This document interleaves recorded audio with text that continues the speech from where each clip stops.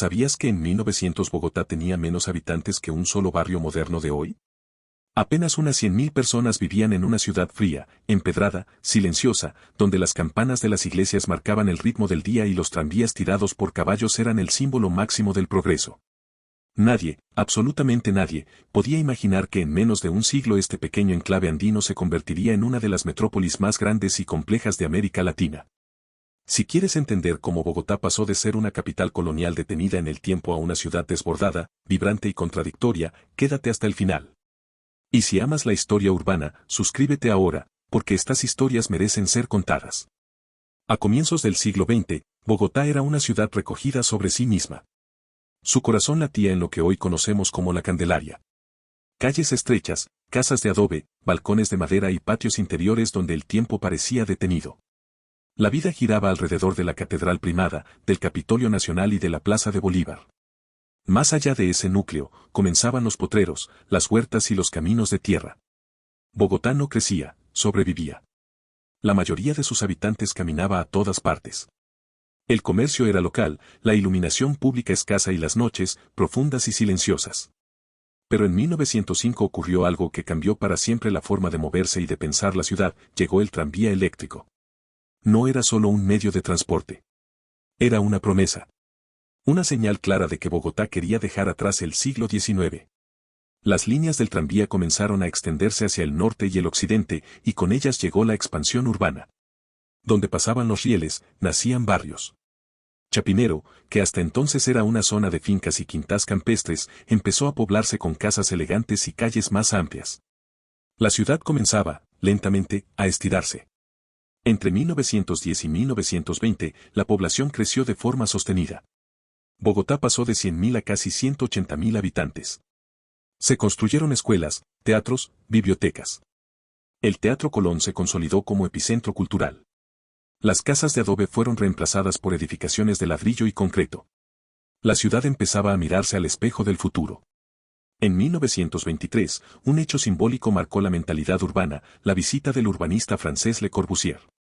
Aunque sus propuestas no se aplicaron de inmediato, dejó sembrada una idea poderosa: Bogotá podía planificarse, ordenarse, modernizarse. La ciudad ya no debía crecer al azar, sino con visión. La década de 1930 trajo consigo incertidumbre global. La Gran Depresión golpeó economías en todo el mundo, pero en Colombia ocurrió algo inesperado: Bogotá se convirtió en refugio. Miles de campesinos abandonaron el campo buscando empleo, educación y estabilidad.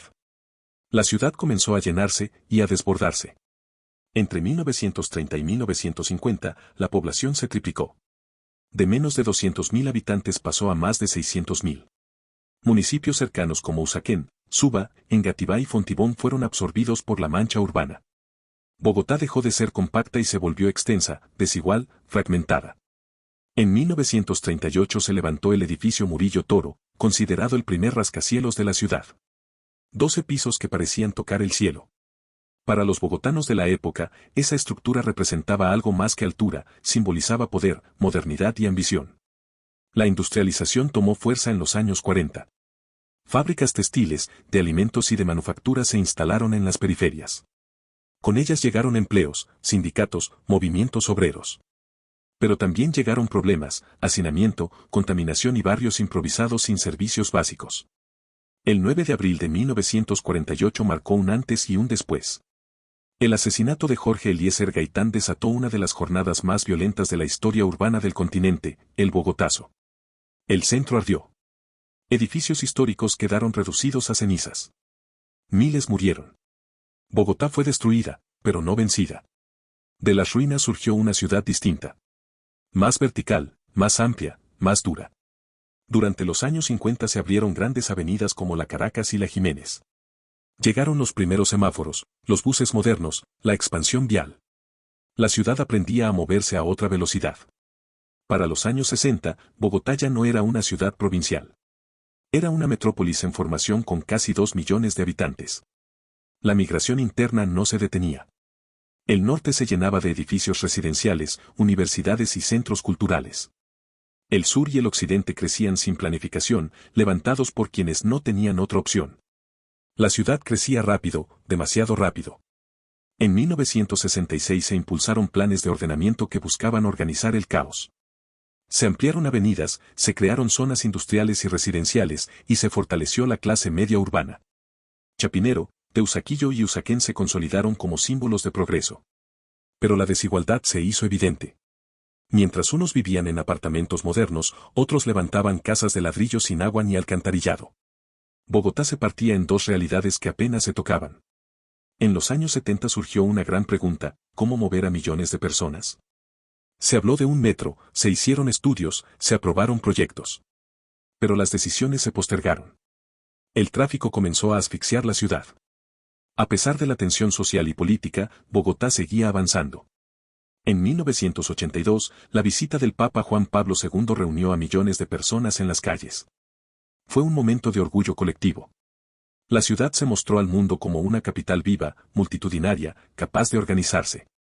En los años 80, Bogotá alcanzó los 5 millones de habitantes. En menos de un siglo, había multiplicado su tamaño de forma vertiginosa. Nunca antes una ciudad colombiana había cambiado tanto, tan rápido. Surgieron centros comerciales, rascacielos de vidrio, bancos, multinacionales. El consumo y la globalización se instalaron en la vida cotidiana. Pero al mismo tiempo, la violencia alcanzó niveles inéditos.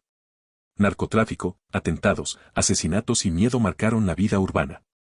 La ciudad parecía caminar sobre una cuerda floja. Cada día era una mezcla de progreso y terror. Sin embargo, Bogotá no se detuvo. Se construyeron universidades, hospitales, bibliotecas. La vida seguía. En 1991, la nueva constitución transformó el país. Bogotá se convirtió en distrito capital, con mayor autonomía y capacidad de decisión. Fue un punto de inflexión.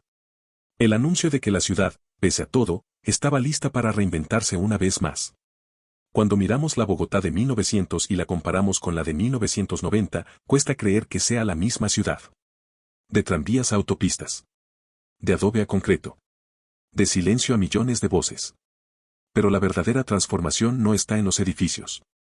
Está en las personas. En los millones que llegaron con una maleta, un sueño y miedo. En quienes resistieron la violencia. En quienes construyeron barrio por barrio una ciudad imposible. Bogotá es contradicción, es caos, es resiliencia. Es una ciudad que cae y se levanta. Que duele y enamora. Que nunca termina de construirse. Si esta historia te atrapó, si te hizo ver Bogotá con otros ojos, énfasis, suscríbete a este canal. Déjame en los comentarios qué parte de esta transformación te sorprendió más.